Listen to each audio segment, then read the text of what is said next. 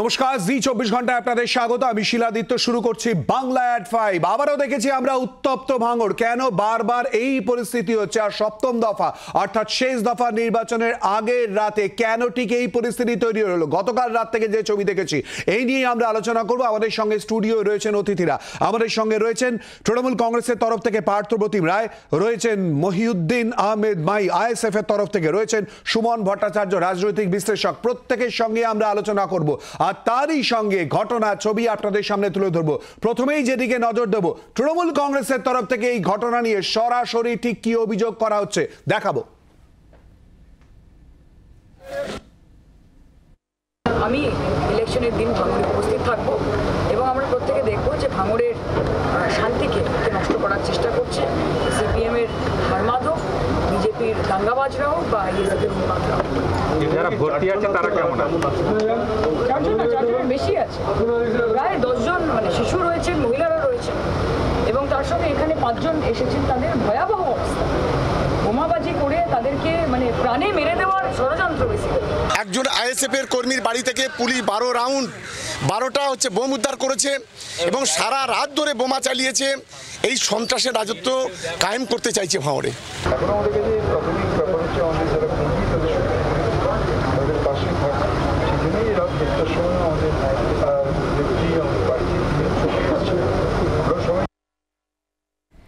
ISF এর বক্তব্য কি আপনাদের সামনে তুলে ধরবো, কিন্তু তার আগে আমরা কথা বলবো আমাদের প্রতিনিধি সুতপা সেনের সঙ্গে। সুতপা, আমরা জানি নির্বাচন কমিশনের তরফ থেকে ভাঙড় নিয়ে অ্যাকশন টেকেন রিপোর্ট চাওয়া হয়েছে। আগামীকাল নির্বাচনের আগে কি বাড়তি নজরে ভাঙড়? সুতপা,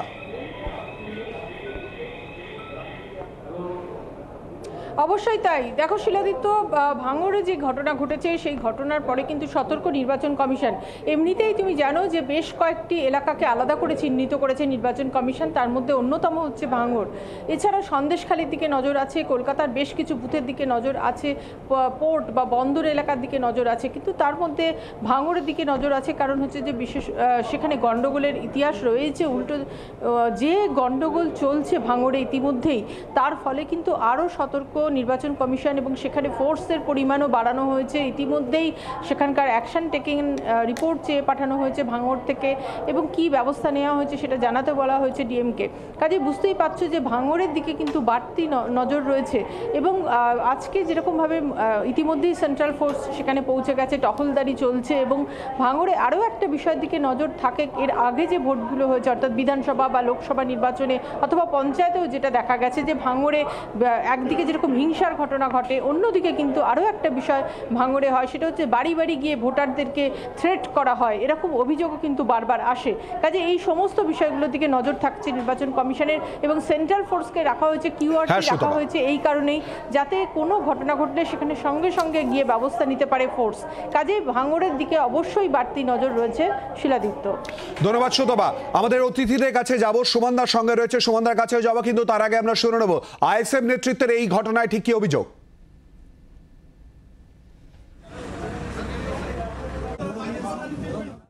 ভিত্তিহীন অভিযোগ। আমি ওখানকার স্থানীয় যারা লোক আছে তাদের কাছে আমি খবরটা নিলাম, জানতে পারলাম যে সন্ধ্যা থেকে তৃণমূল দুষ্কৃতী বাহিনীরা তারা তাণ্ডব চালাচ্ছিল, ওখানে বাড়ি বাড়ি গিয়ে হুমকি দিচ্ছিল এবং ওখানে যে এখানটাতে বোম ব্লাস্ট হয়েছে ওই জায়গাতে ওরা 2-3টে বোম মারে। সেই বোমই ওদের ব্লাস্ট হয়ে ওদের মধ্যে ওদের নিজেদেরই আঘাত হয়েছে, সেটা এখন আইএসএফের উপরে চাপিয়ে দিচ্ছে। এটাই হলো তৃণমূলের কালচার। ওরা মিথ্যে কথা বলে। আমাদের ছেলেরা নাকি থানায়ও ফোন করেছিল যতটুকু খবর পেলাম, তারপরেও শুনলাম আমাদের একজন কর্মীকে অ্যারেস্ট করেছে, 12 কয়েকজনের নামে কেস হয়েছে। আমি প্রশাসনের কাছে আবেদন করব এটা নিরপেক্ষ তদন্ত করার জন্য।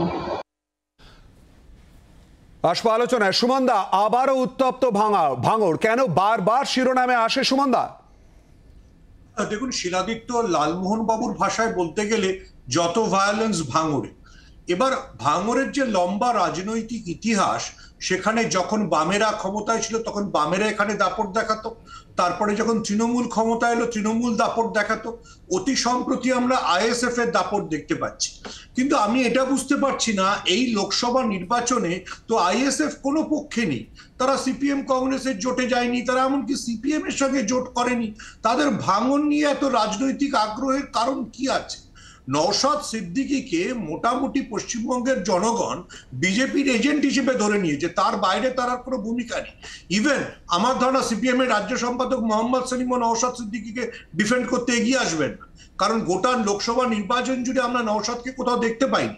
তো হঠাৎ ভাঙড় নিয়ে এত উত্তেজনা কেন? কেন ভাঙড় শান্তিপূর্ণ ভাবে ভোট দিতে পারে না, এটা বোধহয় আমাদের সবাইকে ভাবতে হবে। এবং কেন ভাঙড় মানেই বোম ফাটবে বা লোকের বাড়ি বাড়ি গিয়ে থ্রেট হবে, এইটা চলতে থাকে। খুব গুরুত্বপূর্ণ দিক সুমনদা, ঠিক এই জায়গাটা নিয়ে আমরা আসবো। পার্থপ্রতিম বাবু আমাদের সঙ্গে রয়েছেন তৃণমূল কংগ্রেসের তরফ থেকে। কেন বারবার উত্তেজনা ছড়াবে, কেন বারবার এই পরিস্থিতি তৈরি হবে? আসলে ভাঙড়ে এই ধরনের সন্ত্রাস আইএসএফ এর পক্ষ থেকে করে তারা একটু প্রচারের আলোয় থাকবার চেষ্টা করছে। নওশাদ সিদ্দিকী যেভাবে নিজেকে রিলিভেন্ট করে তুলছিলেন বাংলার রাজনীতিতে, কিন্তু এই লোকসভার মুখে দাঁড়িয়ে তার প্রাসঙ্গিকতা একদম নিচু তলায় গিয়ে পৌঁছেছে। সেই জায়গায় প্রাসঙ্গিকতা ফিরে পেতে খানিকটা ভাঙড়ে যাতে ফোকাসটা হয়, নওশাদ সিদ্দিকীর উপর ফোকাসটা গিয়ে পড়ে, তাই জন্য তিনি একটু ফুটেজ খাওয়ার জন্য তাদের লোকজনকে লেলিয়ে দিয়ে এ ধরনের কর্মকাণ্ড করবার চেষ্টা করছে। এবং তাতে আমাদের দলের কর্মীরা আহত হচ্ছেন এবং পুলিশ প্রশাসন বিভিন্ন জায়গায় সার্চ করতে গিয়ে আইএসএফ কর্মীর বাড়ি থেকে বোমা উদ্ধার হচ্ছে। এটা তো ঘটনা, আজকে নির্বাচন কমিশনের দ্বারা সমস্ত কিছু নিয়ন্ত্রিত হচ্ছে। পঞ্চায়েত নির্বাচনে বলা হয়েছিল ভাঙড়ে রাজ্য পুলিশকে রাজ্য সরকার কাজ করতে একটু আটকাচ্ছি, ঠিক এই জায়গাটা নিয়ে কথা বলবো। পঞ্চায়েত নির্বাচনেও একই পরিস্থিতি তৈরি হয়েছিল। মাহি, এই ঘটনায় কিন্তু সরাসরি অভিযোগ করা হচ্ছে আইএসএফ এর দিকে। দেখুন, পরিষ্কার কথা বলি যে ভাঙড়ের মাটি, এই যে একটু আগে বলছিলেন না যে ট্র্যাডিশনাল ব্যাপার আছে, যে সেখানে আজকে শুধুমাত্র ভাঙড়ে শুধুমাত্র নওশাদ সিদ্দিকী এমএলএ হিসাবে এসেছে তার জন্য নয়। ভাঙড়ের এই যে সন্ত্রাস, সেই সন্ত্রাসটা কিন্তু আমরা সিপিএম এর আমলে দেখেছি, তৃণমূলের আমলেও দেখেছি। এই ঘটনায় তো আইএসএফ এর দিকেই অভিযোগ। আবার বলি, সেই জায়গায় দাঁড়িয়ে আজকে সন্ত্রাসটা নতুন নয়। আর শওকত মোল্লা সাহেবরা বারবার আমাদের কর্মীদের উপর আক্রমণ করছে। গত 3 দিন আগে আমরা দেখেছি যে একজন এজেন্ট আগামীতে এজেন্ট হওয়ার জন্য সেইখানে পঞ্চায়েতের এজেন্ট বসতে দেবে না বলে হুমকি দিয়েছে, তাকে প্রকাশ্যে দিবালোকে হত্যা করার। এই ঘটনা কে ঘটালো? হাসপাতালে ভর্তি আমরা দেখতে পেলাম তৃণমূলের নেতৃত্বের বক্তব্য। তারা বলছে যে এই পুরো ঘটনা আইএসএফ এর দিকে অভিযোগের তীর। দেখুন, এই সন্ত্রাসটা কায়েম করার চেষ্টা করছে শওকত বাহিনী, কারণ তারা জানে যে ভাঙড়ের মাটি এখন আইএসএফ এর দখলে। মুশকিল, অভিযোগ তো আইএসএফ এর বিরুদ্ধে। আমি বলি, ভাঙড়ের মাটি আইএসএফ এর দখলে, কারণ সেখানকার মানুষ শান্তিপূর্ণভাবে নির্বাচন চাইছেন। আমি এটা বুঝতে পারছি না, ভাঙড়ের মাটি যদি আইএসএফ এর দখলে থাকে খুব ভালো কথা, তো লোকসভা নির্বাচনে তো ভাঙড়ে আইএসএফ এর ক্যান্ডিডেট নেই, মানে যাদবপুরে তো আইএসএফ জিতবে না। তো আইএসএফ এর এত বোম ইত্যাদি প্রতিরোধ ইত্যাদি গল্পগুলো আসছে কোত্থেকে? ভাঙড়ে আইএসএফ কাদের স্বার্থে কাজ করছে? এই পরিষ্কার প্রশ্নটা তো জবাব দিতে হবে।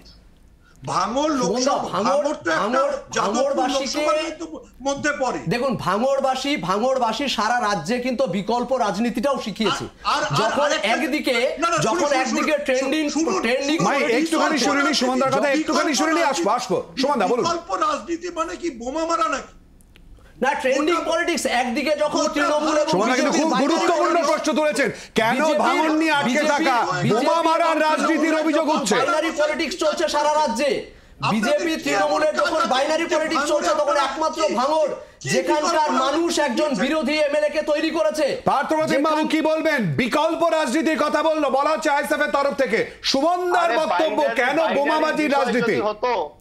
বিকল্প রাজনীতি যদি নওশাদ সিদ্দিকীরা চাইতো, আমি নওশাদ সিদ্দিকীকে তো আমরা আশা করেছিলাম তিনি ডায়মন্ড হারবারে প্রার্থী হবেন, আমরা আশা করেছিলাম তিনি লড়াইটা করবেন। তিনি নিজে একটা দাঁড়িয়ে কেন রোল মডেল হতে পারলেন না? এই জায়গাটা কিন্তু মানুষের মধ্যে দ্বন্দ্ব রয়েছে। তাই ভাঙড়কে আঁকড়ে ধরে তিনি একটা প্রচারের আলোয় আসার চেষ্টা করছেন যে এইভাবে বোমাবাজি করে ভাঙড়ের মাটি আইএসএফ এর মাটি, এই প্রচারটাকে রেখে নিজেকে প্রাসঙ্গিক রাখবার চেষ্টা করছে, যেটা আমি বরাবর। নওশাদ সিদ্দিকীকে প্রচারের আলোয় থাকার জন্য শুধু ভাঙড় নয়, সারা পশ্চিমবঙ্গে 17টা প্রার্থী দেওয়া হয়েছে আইএসএফ এর তরফ থেকে। সেখানে প্রতিদিন 6টা 7টা সভা হচ্ছে, মানুষের জনসমুদ্র জনঢল নামছে আজকে প্রত্যেকটা আইএসএফ এর সভাতে। গতকালকেও আমরা দ্বিতীয় 1 নম্বর ব্লকে গেছিলাম, সেখানে প্রশ্ন যেটা হচ্ছে এই ঘটনায় আইএসএফ এর দিকে অভিযোগ, ইতিমধ্যে তৃণমূল কংগ্রেসের তরফ থেকে বলা হচ্ছে এই পুরো বিষয়ে অভিযোগ, কেন এই বাতাবরণ, কেন এই পরিস্থিতি তৈরি হবে, কেন শান্তিপূর্ণ অবস্থান থাকবে না? আজকে শওকত মোল্লা সাহেব যাকে নির্বাচন কমিশন ব্র্যান্ড করছেন, কেন করছেন?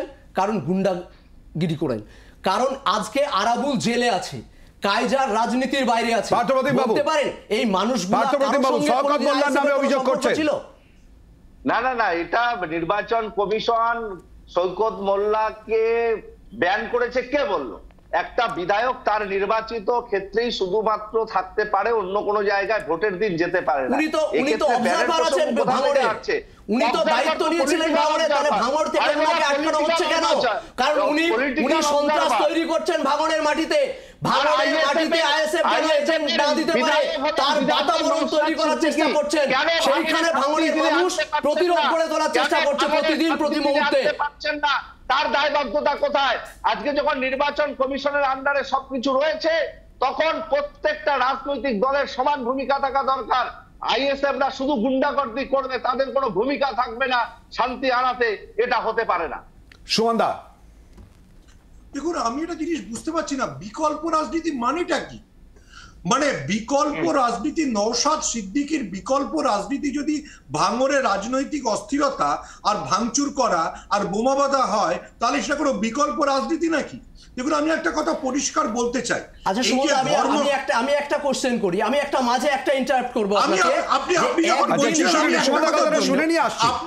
যখন বলছিলেন আমি একটা কথা বলুন সুমনদা, বলুন। এই যে হায়দ্রাবাদে ওয়াইসি যে মডেলটা চালু করেছিল, সেটা তেলেঙ্গানায় জিতে কংগ্রেস একদম চুপ করিয়ে দিয়েছে।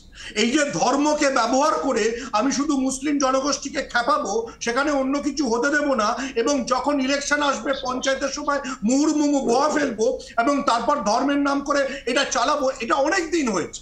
এবার পশ্চিমবঙ্গের মানুষ ভাঙড় সম্পর্কে তাদের একটা সিদ্ধান্ত নেওয়ার সময় এসছে। মাহি, ভাঙড়ের সন্ত্রাসটা আজকে তৃণমূলের জামানা থেকে শুরু হয়নি, বাম জামানা থেকে শুরু করে তৃণমূল পর্যন্ত উত্তর কিন্তু পাওয়া যায়নি।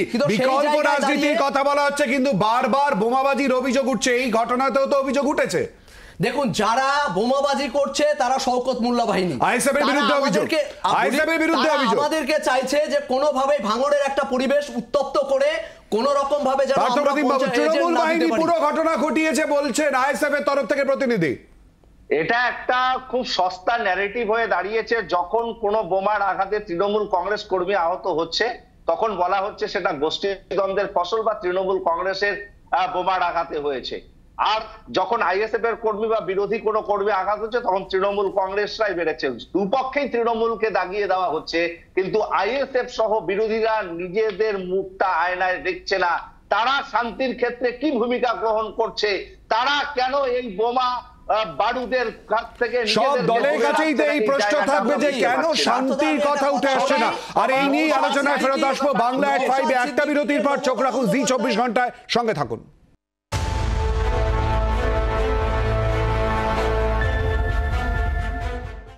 বিরতির পর আবার আপনাদের স্বাগত বাংলা এট 5-এ। অর্থাৎ কেন ভাঙড় উত্তপ্ত, এই নিয়ে আমরা আলোচনা করছি। অতিথিদের কাছে যাওয়ার আগে গ্রাউন্ড রিয়েলিটি, সেখানকার ছবিটি কি তুলে ধরেছে জি 24 ঘন্টার প্রতিনিধি অয়ন ঘোষাল। গতকাল রাত 9:30 থেকে ঠিক এই জায়গাতেই দফায় দফায় বোমাবাজিতে কার্যত উত্তপ্ত হয়ে ওঠে গোটা এলাকা। আজ সকালে উত্তর কাশীপুর থানার পুলিশ কিউআরটি অর্থাৎ কুইক রেসপন্স টিম নিয়ে পৌঁছলো ঘটনাস্থলে। আগামীকাল এখানে ভোট। যাদবপুর লোকসভা কেন্দ্রের মধ্যে অত্যন্ত গুরুত্বপূর্ণ জায়গা ভাঙড়ের এই ভোগালী। রাস্তার ওপর কেন্দ্রীয় আধা সেনা, বিরাট বাহিনী এবং কিউআরটি নিয়ে এখানে দাঁড়িয়ে রয়েছে, যাতে আগামীকাল ভোটের সময় কোনোভাবেই নতুন করে কোনো অপ্রীতিকর পরিস্থিতি তৈরি না হয়। একটা প্রশ্ন নিয়ে তিনজনের কাছে আসবো। প্রথমে পার্থপ্রতিম বাবুর কাছে, শান্তির রাজনীতির কথা ভাঙড়ে কেন উঠে আসছে না সব দলের তরফ থেকে? নিশ্চিতভাবে শান্তিপূর্ণ নির্বাচন সকলেই প্রত্যাশা করে, ভাঙড়ও প্রত্যাশা করে, কিন্তু এর দায় সকল রাজনৈতিক দলকে নিতে হবে। তৃণমূল কংগ্রেস নিশ্চিতভাবে নেবে, কিন্তু প্রশ্ন হলো আইএসএফ কি সেই দায়বদ্ধতা নেবে? দায়বদ্ধতা নেবে কি বিজেপি সহ অন্যান্য বিরোধী দলগুলো? কারণ এই নির্বাচনের সময় আমি মনে করি সমস্ত রাজনৈতিক দলের সমান ভূমিকা থাকা দরকার। আমরা তৃণমূল কংগ্রেসের পক্ষ থেকে অনেক দায়িত্বশীল নিয়ে শান্তিপূর্ণ নির্বাচনের পরিবেশ ফেরাতে আমরা উদ্যোগী, কিন্তু আইএসএফ সেক্ষেত্রে শুধু তৃণমূল আমরা একটু কংগ্রেস প্রশ্নের উত্তরটা নিয়ে নি, আমরা প্রশ্নের উত্তরটা নিয়ে নি। আইএসএফ এর কি বার্তা?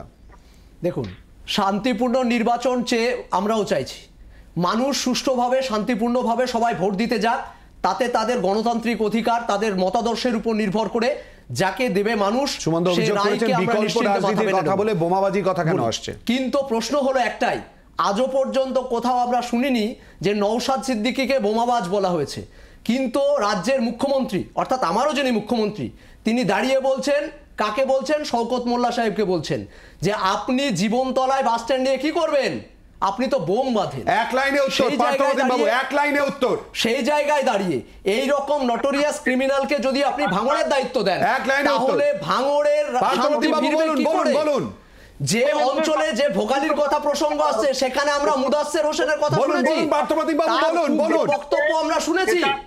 বাংলার মানুষ আপনারাই মিডিয়া চ্যানেলগুলো তার উগ্র বক্তব্য শুনেছে। প্লিজ প্লিজ বিকৃত করে মমতা বন্দ্যোপাধ্যায়ের একটা বক্তব্যকে প্রকাশ্যে বিকৃত বলছেন, তাহলে তো চ্যানেলগুলোকে বলতে হয় কথা, তাহলে তো প্রত্যেকটা চ্যানেলকে বলতে হয় আপনি বিকৃত বলছেন।